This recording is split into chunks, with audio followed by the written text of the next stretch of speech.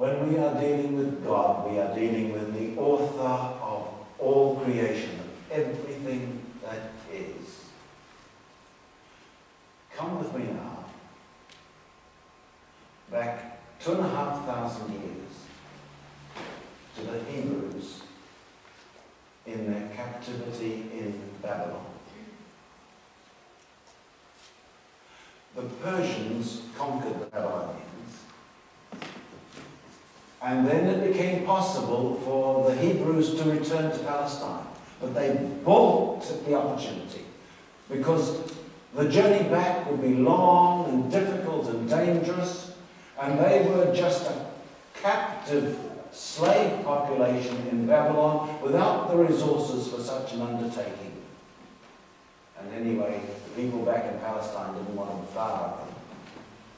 And into this crisis of faith, the prophet Isaiah spoke the words of a vision of God the Creator, in whom all power resided. Who was it who measured the water of the sea in the hollow of his hand, and calculated the heavens to the nearest inch, gauged the dust of the earth to the nearest bushel, weighed the mountains in scales? See, the nations are as a drop in a bucket. They count as a grain of sand on the scales. All the nations are as nothing before him. They count as nothingness and emptiness. To whom can you compare God? What image can you contrive to do? Don't you know? Have you heard?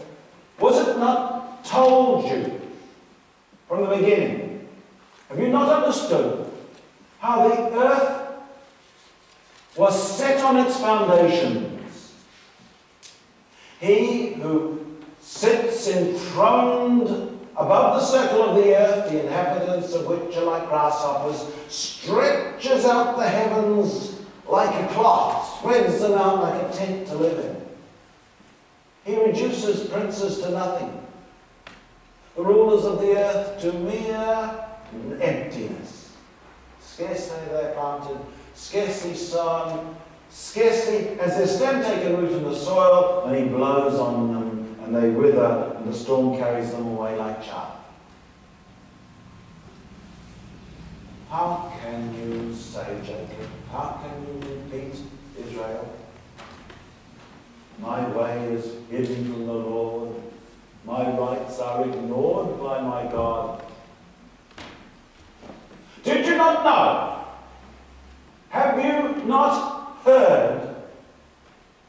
The Lord is the everlasting God. He created the remotest parts of the earth. He does not grow tired or weary. His understanding is beyond fathoming. He gives strength to the weary. He strengthens the powerless. Youths grow tired and weary. The young stumble and fall. But those who hope in the Lord will regain their strength, will sprout wings like eagles. Though they run, they shall not grow weary. Though they walk, they will never tire. Thus says the Lord, your Redeemer, he who formed you in the womb. I, the Lord, made all things. I alone spread out the heavens. When I hammered the earth into shape, who was with me? I, who confound the sages, turning their knowledge into folly, who confirm the word of my servant, who say to Jerusalem, you will be inhabited, and to the towns of Judah, you will be rebuilt, and I shall restore the ruins of Jerusalem. Who say to the ocean, dry up, and to the rivers, you shall run dry.